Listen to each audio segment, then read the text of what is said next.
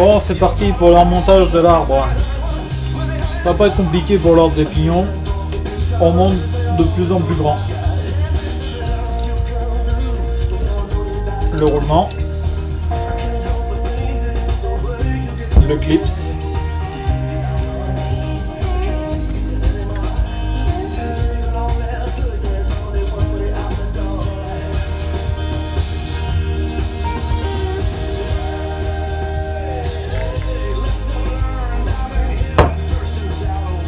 Un peu d'huile.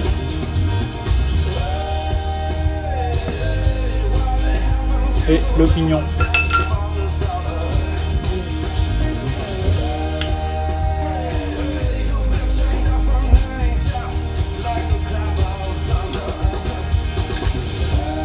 La bague synchro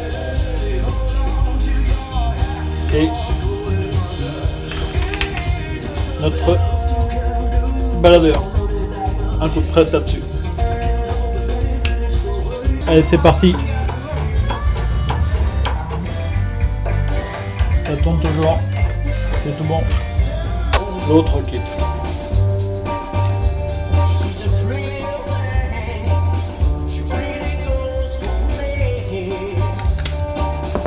Voilà, bien dedans. Le roulement.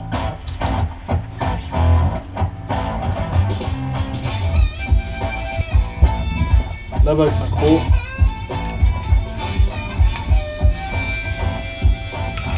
Et le pignon. Et voilà, pour les jeunesses. Voilà, c'est parti pour l'empilage. Toujours le roulement.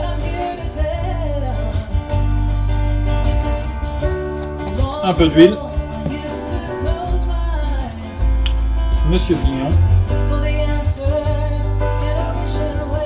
Là, c'est du plus grand au plus petit. Le synchro, celui qui a pas beaucoup dedans.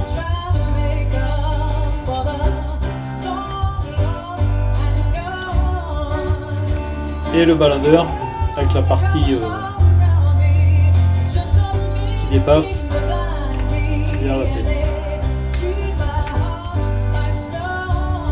Et un coup de presse. On fait bien attention que les encoches de la bague de synchro tombent en face du pignon baladeur et de ses petits ergots.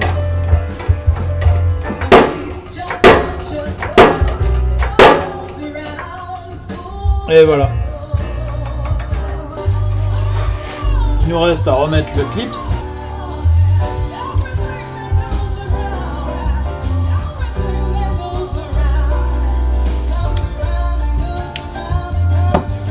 Voilà. L'autre bague de synchro avec les petits ergots qui vont bien tomber en face.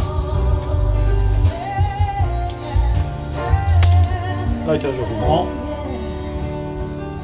Un peu d'huile. Le pignon.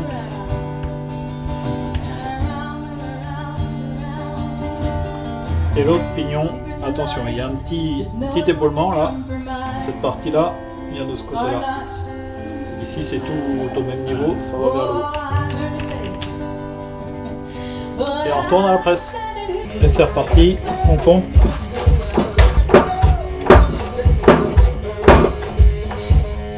Et voilà.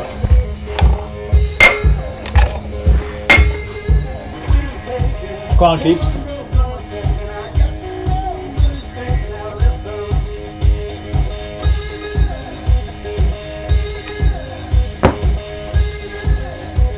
Et l'autre pignon, la même chose que pour celui-là. Il y a une petite portée de friction là. Et une rayure qui va vers le haut.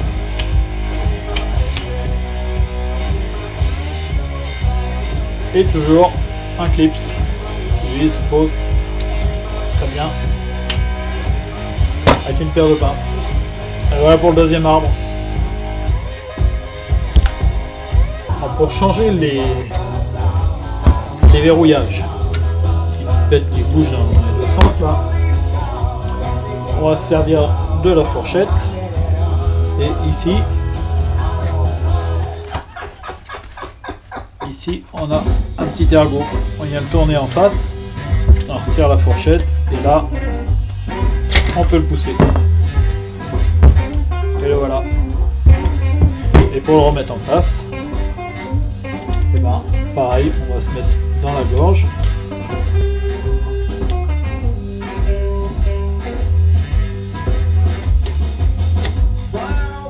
Et à l'aide de la fourchette, on le remet dans sa position.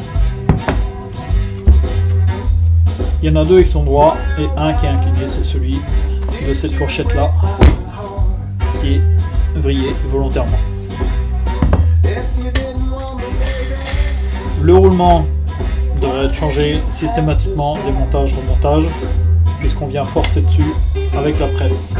Bon, il ne reste plus qu'à tout remettre dans le carter. Les deux arbres vont ensemble. Celle-ci ici et celle-là dans l'autre sens. Le carter.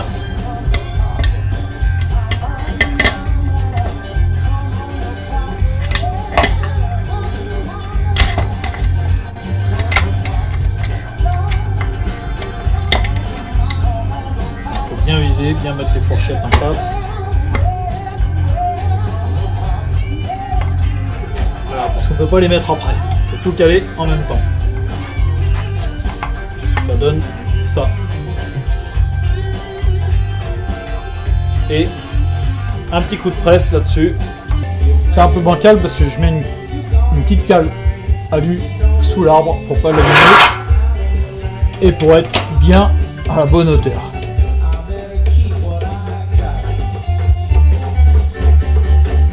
Si tout se passe bien, si vous avez tout bien positionné, les deux fourchettes devraient prendre leur place et on pompe jusqu'à ce que ce soit dur.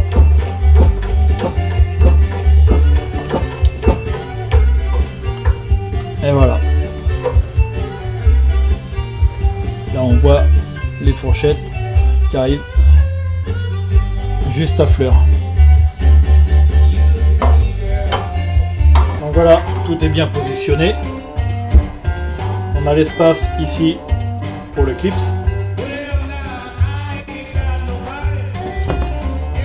Le petit roulement qu'on avait enlevé au démontage, on vient remettre là. Avec toujours un peu d'huile.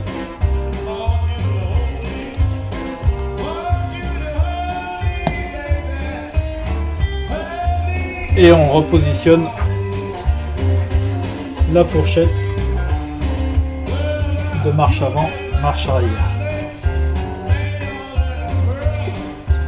Donc l'encoche vient en face de l'autre fourchette.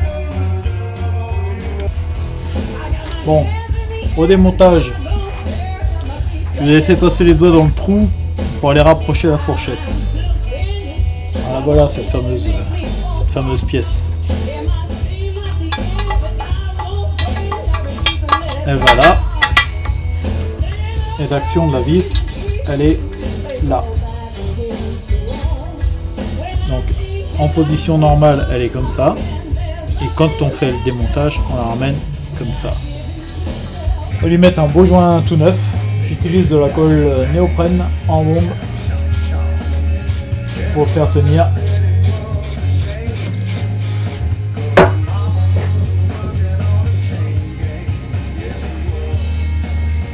Là, on n'aura pas de souci à venir mettre notre carter. Alors, sur cet arbre là, on n'a pas oublié les rondelles de calage. Et sur l'écrou, on a une pointe d'écrou qui tombe en face d'un logement d'aérotoire. On va se servir de ça pour bien positionner notre arbre dans le carter. Si les arêtes de l'écrou ne tombent pas au bon endroit, la boîte fera du bruit et ce ne sera pas possible à monter. Donc pour faciliter notre montage, on va chauffer le carter pour qu'il se dilate, pour que ça rentre comme il faut. Faire attention au petit roulement ici, de ne pas le fondre, la cage est en plastique.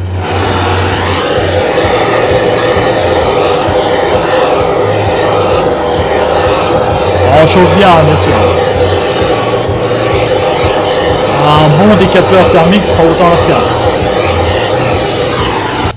Le carter est chaud. N'oublie pas de bien positionner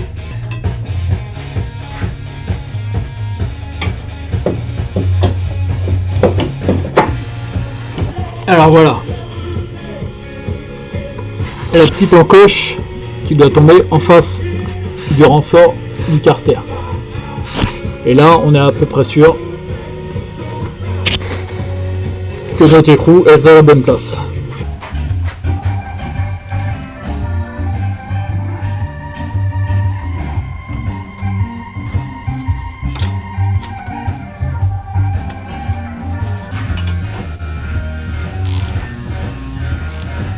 On serre modérément. J'ai oublié de vous dire, la pâte à joint sur les plans de joint, on laisse ça à ceux qui ont tout bousillé au tournevis. Si on a ouvert ça normalement, le joint passé suffit largement. Et on vient venir serrer l'écrou.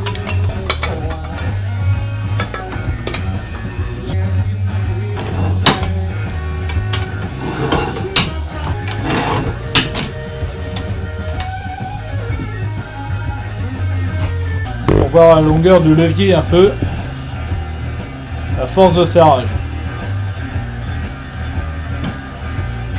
Et voilà, c'est serré. Alors, si on a bien travaillé, nos repères tombent toujours l'un en face de l'autre. Là et là. L'autre est décalé, c'est vraiment celui-ci qu'il faut prendre en repère. Et on va venir freiner les coups.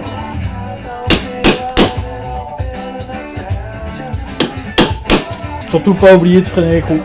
À ce stade, on va pouvoir remonter la sélection. Rappelez, l'écrou, on libère.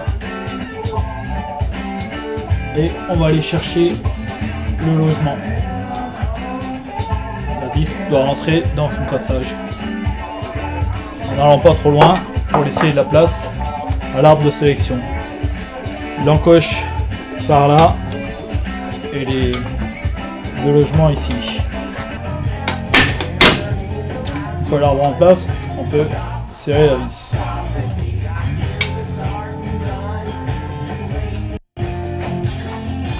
La pose d'un nouveau joint.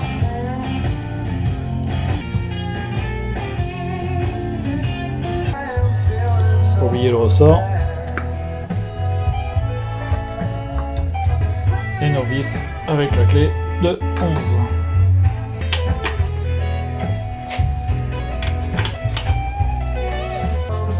Le caoutchouc avec les petits trous vers le bas pour l'évacuation d'éventuelles fuites. Le positionnement, on n'a pas à se tromper. La rondelle et le fameux écrou frein.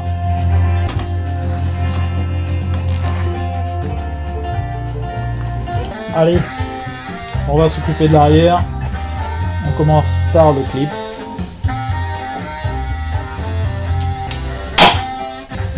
On met la rondelle, le clips,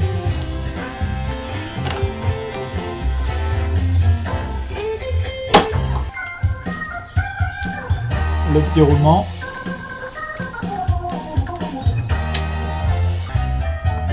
le pignon avec les dents dans le bon sens, celui qui tourne.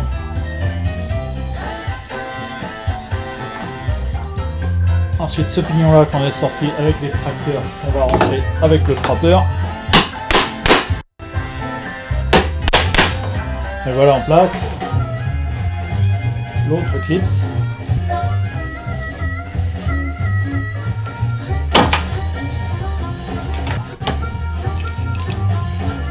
La partie bronze vers la boîte, vers le ferro-dos, vers le carter.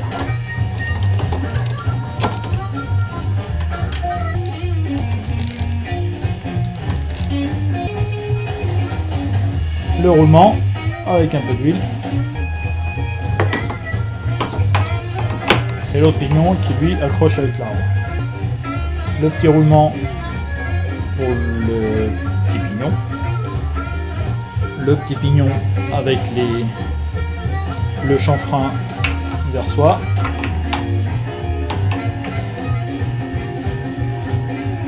La petite rondelle de friction et celle-ci ici. On n'oublie pas les petits plastiques de guidage de la fourchette marche avant, marche arrière. Même chose, le joint est collé dessus à la colle néoprène.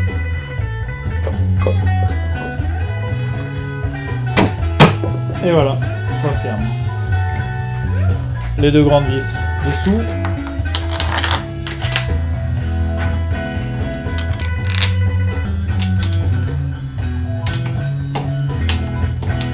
Ni trop, ni trop peu. Bon, c'est le moment de remettre le différentiel en place.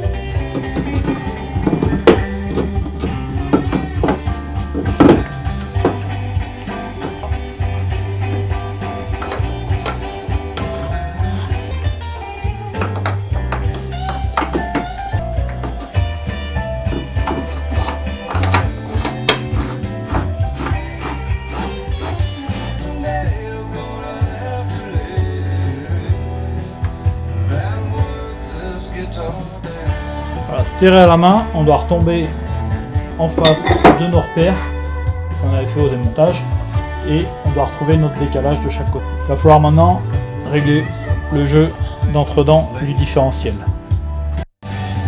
Alors voilà, mise en place du comparateur et on vient regarder le jeu qu'on a là.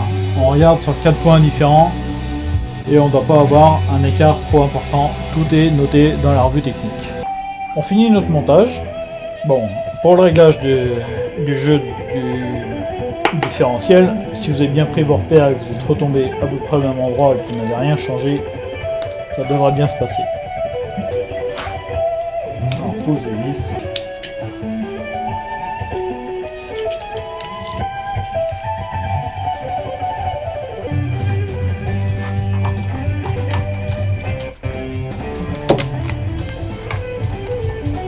Visser dans le différentiel et ensuite on serre pour l'approcher.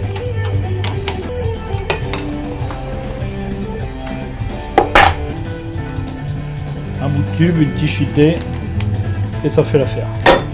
On va remettre la rondelle élastique avec la partie la plus haute au milieu vers soi. Alors je mets le clip sur un cône avec la douille et le tube, je viens pousser pour l'écarter jusqu'au bout et ensuite voilà, et un coup sec. Alors je suis pas un adepte du marteau, mais là c'est la meilleure solution que j'ai trouvée pour mettre ce clip en place.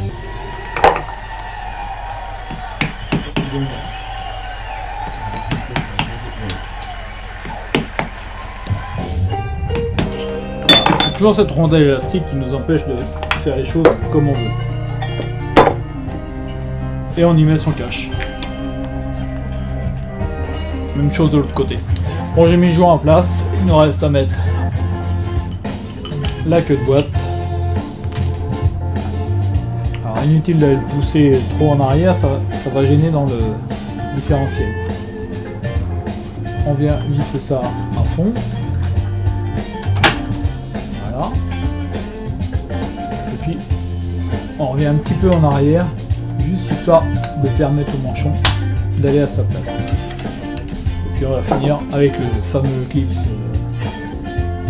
déjà pas facile à retirer. Et voilà le travail. On n'a plus qu'à revisser la cloche. Voilà la cloche, toute propre. Bon bah là il n'y a pas de secret, hein. Mise en place des vis, les 4 courtes dessous et les 6 longues dedans. Une fois tout ça serré, et c'est parti.